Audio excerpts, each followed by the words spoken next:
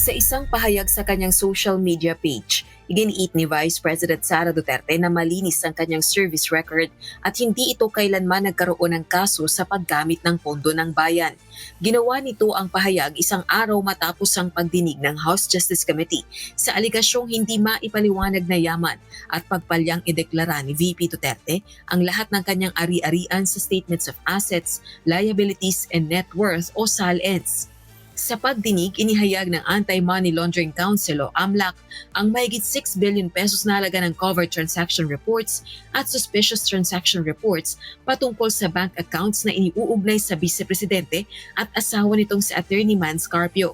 Pinuna rin ang kawalan nito ng deklarasyon ng cash at bank deposits sa SALNs nito mula 2019 hanggang 2024. Pero giit ng pangalawang Pangulo, hindi sa bangko ipinapasok ng mga totoong magnanakaw ang pera, kundi sa maleta. Sagot naman ni House Justice Committee Chairperson at Batangas 2nd District Representative Jervy Luistro, may mga kalakip na dokumento ang mga ebidensya laban sa Vice Presidente. All I can say is the evidence that was presented yesterday and even during the April 14 hearing are backed by documents. Pinuna naman ni Davao City 3rd District Representative Isidro Ungab ang ulat ng AMLAC kaugnay ng covered transaction reports at suspicious transaction reports sa mga bank account na iniuugnay kina VP Duterte at asawang si Carpio. Anya, sa loob ng 20 taon, wala ni isang kasong isinampa ang AMLAC laban sa mga ito.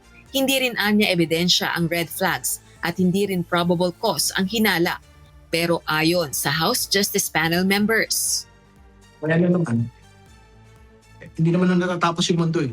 Kung hindi ako nag-file ng kaso 20 years prior. Di ba? Eh di ngayon ho, magsimula na ho sila magkaso ng money laundering laban sa mga Duterte. Di ba? Kasabay po ng mga kaso sa Ombudsman, kasabay ho ng mga kaso sa COA, kasabay ho ng impeachment proceeding po na ito. We will leave it to AMLAC to make that determination kung may makikita ho ba sila money laundering offenses dito and all the other predicate crimes na pwede hong maisanang. Well, it's for AMLC to explain, perhaps during the trial in the Senate.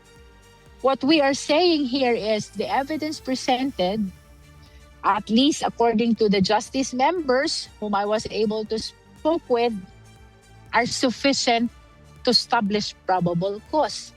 Sa April 29 nang inaasahang huling pagdinig ng House Justice Committee sa mga reklamong impeachment kung saan tututukan ang matinding pagbabantang ginawa ng Vice Presidente laban sa matataas na opisyal ng pamahalaan.